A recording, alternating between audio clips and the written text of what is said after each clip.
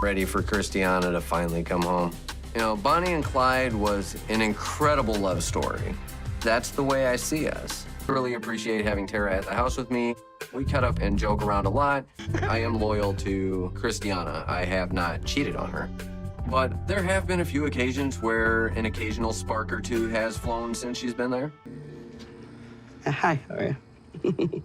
Look, here's the thing. You know, I know there's something going on. I just, you know, I can't put my finger on it.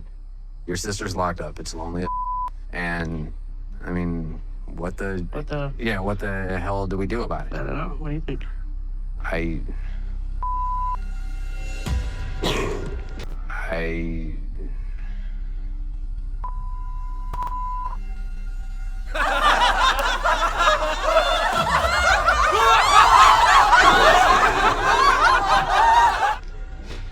Well, shut down.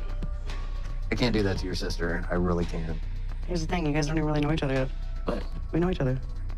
Hey guys, what's up? Welcome back to my channel. Thank you for joining me on the weekend. It's Sarah and we are at On and Around the Reality Squad. I still working that out. Anyways, welcome back to my YouTube channel. Did you guys catch Friday's episode of Life After Lockup? Because holy mess, the John, Kristianna, Terra situation had my jaw on the floor and I just had to talk about it. So let's just jump right in. First and foremost, we gotta talk about this whole Bonnie and Clyde thing. I know that John thinks it's cute because they're both ex-cons who are trying to turn their life around and they're like ride or die for each other. And in American pop culture, we have this extremely romanticized idea of who Bonnie and Clyde were, but they were actually terrible people who died at the age of 23.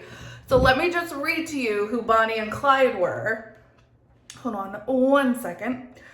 So Bonnie Elizabeth Parker and Clyde Chestnut Barrow were an American criminal couple, this is according to Wikipedia, who traveled the central United States with their gang during the Great Depression, known for their bank robberies, although they preferred to rob small stores or rural gas stations. Their exploits captured the attention of the American press and its readership during what is occasionally referred to as the Public Enemy era between 1931 and 1934. They are believed to have murdered at least 9 police officers and 4 civilians. They were killed in May 1934 during an ambush by police near Gibbsland, Louisiana. So, well, the Great Depression was a time, this is a little historical tangent, little historical backstory. Well, there was a time where people did what they had to do, obviously, to get by. I don't think these are the two romantic people to idolize as your relationship milestone. There are other people you could look up to, John, so I would suggest probably sussing out better role models. So what really baffled me, or I think one of the things that really baffled me is that especially John's mother. Now Terra, we see her in this episode making a play for John, and I don't know if that is just kind of something she's always done to get by. Maybe she feels like she needs to have some sort of romantic relationship with the person that's providing a roof over her head. I don't know. I don't want to automatically assume like really malicious intentions of Terra, because I know that both her and Kristianna both have a very rocky past, a tumultuous relationship with addiction, and I don't want to assume too much, but it's a real shitty behavior what we saw. Like, that's such a betrayal of your sister. And one of the things that really left me aghast is that their mom, Kristianna and Terra's mom, didn't really seem to find it strange. She was like, I'm surprised, or like, she was like, I've noticed the flirting, but I'm not surprised. And I was like, oh my God. And the fact that, you know, John ultimately like wards her off, but clearly there is a flirtatious back and forth going on between them, and it seems like there has been for a while, because She's been locked up for 9 months. So in reality, John has spent more time with his sister than with his wife.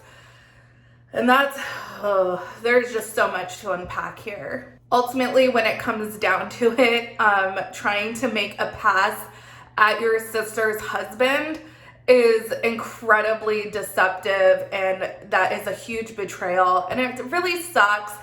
Kristianna, I have a soft spot for. I always found, I felt really bad for her when she got out of prison. I think that there is a want and a desire there for her to live a clean and sober lifestyle. When she got out of prison on her original season of Love After Lockup, it was for burglary and escape charges. And I think the root cause of her issue and the root cause of a lot of incarcerated people's issues is addiction and the things they do to feed their addictions. And there's this whole conversation that we could have about, is the system setting these people up for failure? I mean, Kristianna is not a serial killer. She's not like a pervert. She has a disease. She has an illness, and she is going to pretty extreme lengths to feed that addiction. But you can see when she was in her interviews during her first season of Love After Lockup that to me, I really saw a desire for her to be sober. It's just that she doesn't have the tools. And what's even more frustrating and disappointing and maddening is that they're sending her back to a halfway house. That is a huge trigger for her. There are so many people in that halfway house that use, and that's part of the reason why she's running away from it. It doesn't work for her.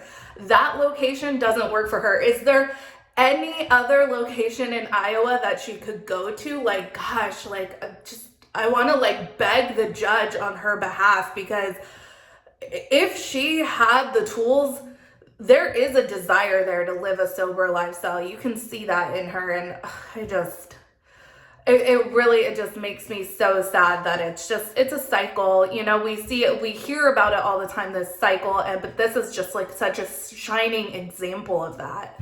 Now, right before John and Terra and Kristianna's mom made their bombshell debut on Life After Lockup, there actually has been photos circulating online via Soap Dirt, and here's the photo, and I'll link the article in the description. But Kristianna appears to be with John in Las Vegas, and she appears to be pregnant. So I don't know what that says about her relationship with her sister and her mom.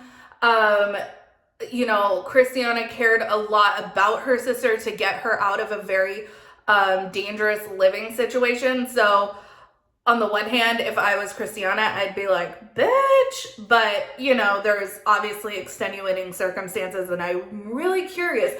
I wish Love After Lockup and Life After Lockup had reunions, because I have so many questions when I'm watching these shows. Like, I want to know, like, Kristianna, what did you think when you were watching these episodes back? Because oh my gosh. Anyways, you guys, what did you think of this interesting relationship dynamic? Do you think John is feeding into it, or do you think Terra is trying to seduce her sister's man?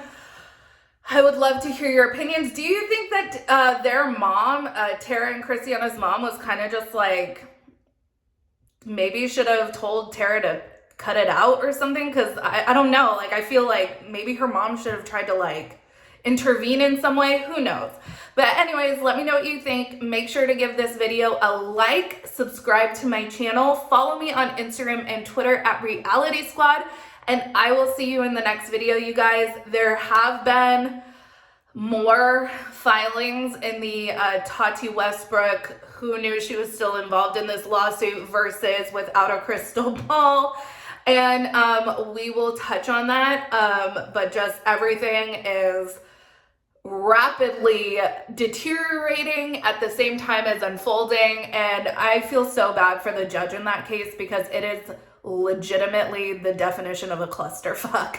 So anyways, you guys, enjoy the rest of your weekend. Have a good one, and I'll see you in the next video. Bye-bye.